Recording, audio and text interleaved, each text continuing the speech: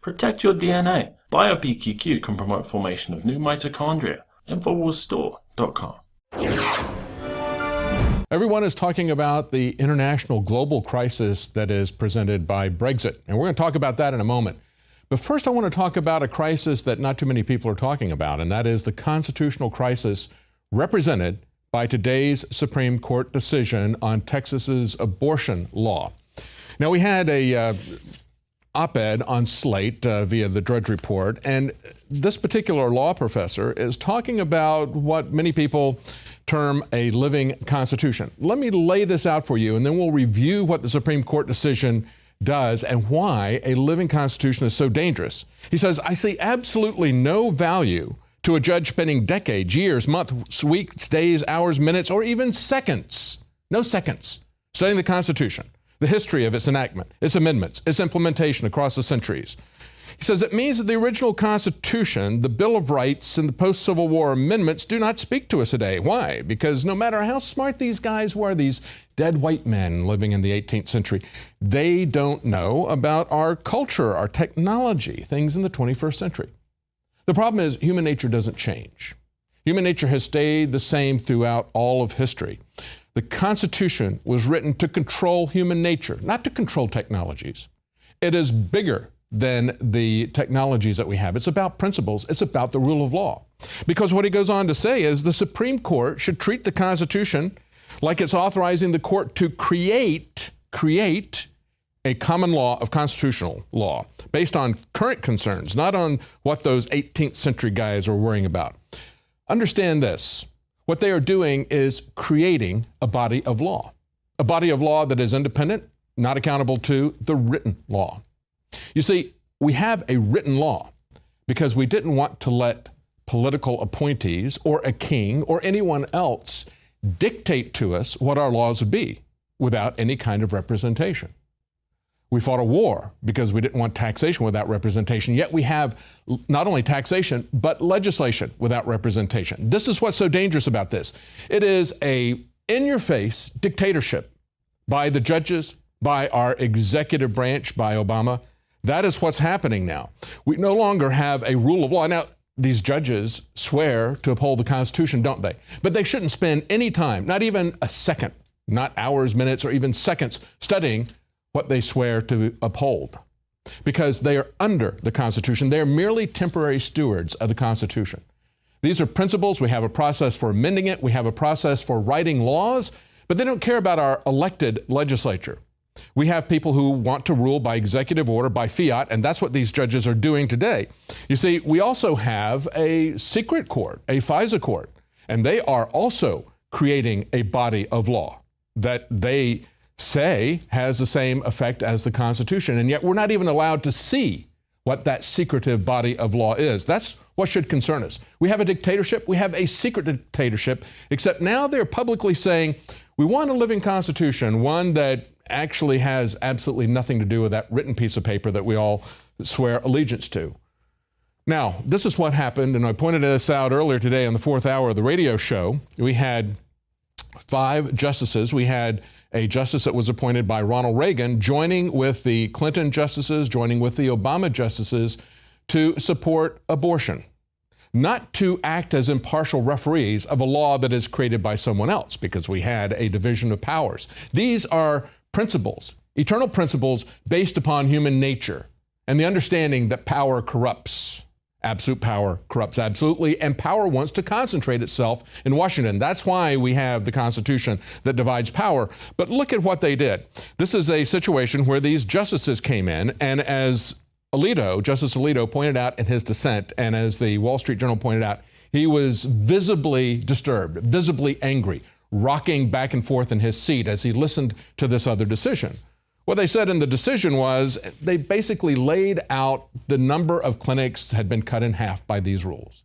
They said, look at how far people have to go to get an abortion, for example. So it was a pragmatic examination of the consequences of this law. It had absolutely nothing to do with the law itself. As a matter of fact, what this decision did was to shut down the Supreme Court's own decisions and the principle of law that has long been held that you don't get a do-over. As Justice Alito pointed out, They had already adjudicated this in a court. They had lost. They had failed to appeal. And now they came back with exactly the same case, the same law, and took it to the Supreme Court. He said it should never have been heard. Furthermore, he said they violated a second fundamental principle of law, and that is severability. It was made abundantly clear throughout the Texas law that all of these different regulations that were put on, some of them said that you had to have someone who was admitted to a nearby hospital to be present there as part of the abortion clinic. You could strike down something like that, but they even struck down fire regulations. And he said all of these regulations were independent of each other, but they took out everything. And it was made clear in the law that they were all severable. In other words, these were independent legislation issues, some of them having to do with safety. And so when you look at this and you say, well, all they did was look at the current society and say, well, we would like to have abortion easily available, and we don't really care what the principles of the Constitution are. We don't care what historically the principles of law have been, so we're just going to fine for that. And how does this work itself out in other ways? I would say to many of the people who are looking at this, look at the story from The Intercept. When they talk about a right to privacy for abortion, think about this right to privacy. We've got the FBI and the police are knocking on activists' doors ahead of the Republican National Convention to intimidate people. And you got the head of the NAACP saying the purpose of these door knocks is simple: to intimidate the target and others in efforts to discourage people from engaging in lawful First Amendment activities. Now, we just talked to Roger Stone the end of last week. He talked about how they have shrunk the area that they had as a security area from a 4-mile radius down to a 1-mile radius. They want to contain demonstrators in a very small area, essentially, well, literally box them in and have them all together, people who are on different sides of the issue, trying to create conflict, but also to stifle and to suppress our First Amendment rights, to intimidate people. Where is the right to privacy when we go to the airport? Where is the right to privacy from the surveillance state? Nowhere. The Supreme Court is no friend to the right to privacy. And yet they will strike down all of these laws and give a do-over to these people, violating all the rules, procedures, and the Constitution in order to further their agenda. This is not judicial activism. This is simply a dictatorship. Simply a dictatorship. And we can see that when we look at the other aspects where this is coming out.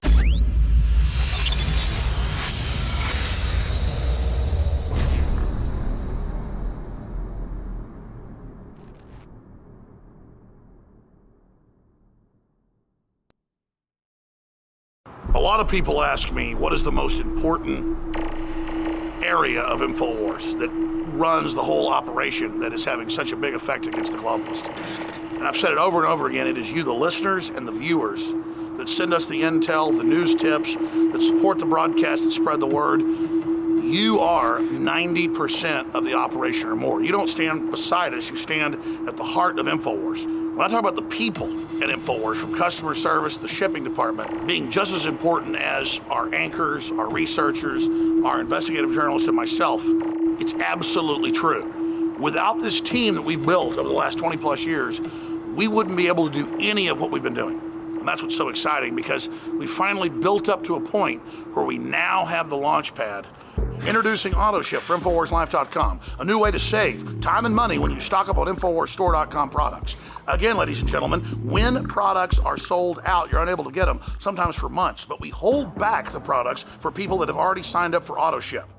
When you choose AutoShip before checkout on your order at InfoWarsStore.com, we'll give you 10% off and give you guaranteed delivery of out-of-stock products that are on your AutoShip list. Plus, we're giving you free shipping on all orders above $50. Listeners have been requesting this for years because it's so easy to forget to reorder the products when you need them each month.